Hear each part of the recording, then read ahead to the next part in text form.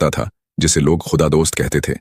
वह बादशाह बहुत ही सखी नेक और इबादत गुजार था और हर वक्त अल्लाह पाक की इबादत में मसरूफ रहता, जिसकी वजह से उसका नाम खुदा दोस्त पड़ गया था और इसी वजह से वह तमाम मुल्क में मशहूर था। बादशाह को अल्लाह पाक ने दुनिया जहान के तमाम खजाने बख्श दिए थे, लेकिन इन सब के बावजूद वह हर वक्त अल्लाह पाक की इबादत में मसरूफ रहता था। मुल्क का निज़ाम बहुत अच्छी तरह से चल रहा था। कोई भी ताकतवर इंसान किसी कमज़ोर को नहीं दबाता और ना ही उस पर बुरी नज़र डालता। इसके मुल्क में हर तरफ इंसाफ था। शेर और बकरी एक ही घाट पर पानी पीते थे। इसकी हुकूमत सही मायनों में इस्लामी हुकूमत थी। इसका महल बेपनाह खूबसूरत था, जिसकी मिसाल न थी। इस खूबसूरत महल के अंदर बादशाह रहता था और दरबार लगाया करता था। गरीबों मोहताजों के लिए हर वक्त लंगर खाने जारी रहते थे। एक रोज़ खुदा दोस्त बादशाह जब अपने दरबार में तख्त पर जलवा अफरोज था, उसी वक्त एक फ़कीर महल के दरवाजे पर आया। पहरेदार ने आकर फ़कीर के हाजिर होने की इजाज़त तलब की। बादशाह ने इजाज़त दी और फ़कीर ने हाजिर हुआ। बादशाह ने इससे पूछा, तुम कौन हो और क्या चाहते हो? फ़कीर ने सर झुकाकर अदब से अर्ज़ किया, जहां पनाह, मैं मुफलिस, लाचार और गरीब आदमी हूं। आपकी खुदा परस्ती और सखावत की खबरें सुनकर इस उम्मीद पर हाजिर हुआ हूं कि शायद हुजूर की नज़र करम और अनायत से मेरी जिंदगी बदल जाए। बादशाह ने पूछा, तुम क्या चाहते हो? बयान करो, हम वादा करते हैं कि तुम जो मांगोगे वह मिलेगा।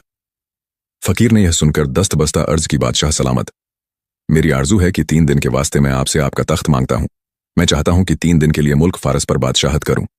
खुदा दोस्त बादशाह की जगह अगर कोई और होता तो इस सवाल पर वह इस फ़कीर को कैद में डाल देता, मगर खुदा दोस्त बादशाह ने इसकी यह दरख्वास्त सुनते ही मुस्कुराकर कहा, ए शख्स, बादशाह बनना चाहते हो? फ़कीर ने कहा, जी हुजूर।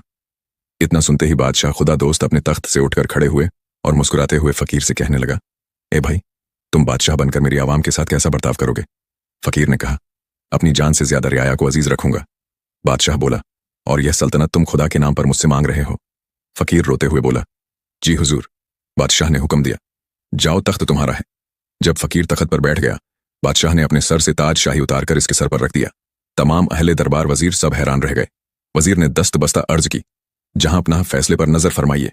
खुदा दोस्त बादशाह ने कहा, ए वजीर और दरबारियों, खुदा के नाम पर यह एक सल्तनत तो क्या, ऐसी 1000 सल्तनत भी कुर्बान है। 3 रोज यह शख्स बादशाहत करेगा, जबकि मैं 30 बरस से बादशाहत कर रहा हूं। मेरा हुक्म है कि मेरे तमाम वजीर और दरबारी 3 रोज तक इस शख्स को अपना बादशाह माने और इसके हर हुक्म की तामील करें। बादशाह का यह फैसला सुनकर सबने सर झुका लिया और बादशाह ने फ़कीर को तख्ते शाही पर बिठाकर अपने महल में आकर बेगम और अपने दोनों शहजाद को वाकिया सुनाया, जिसे सुनकर यह तीनों भी हैरान रह गए। शाही मगर बादशाह से कुछ न कहा और सब्र किया। तीसरे रोज खुदा दोस्त बादशाह जब फ़कीर के पास दरबार में सल्तनत तलब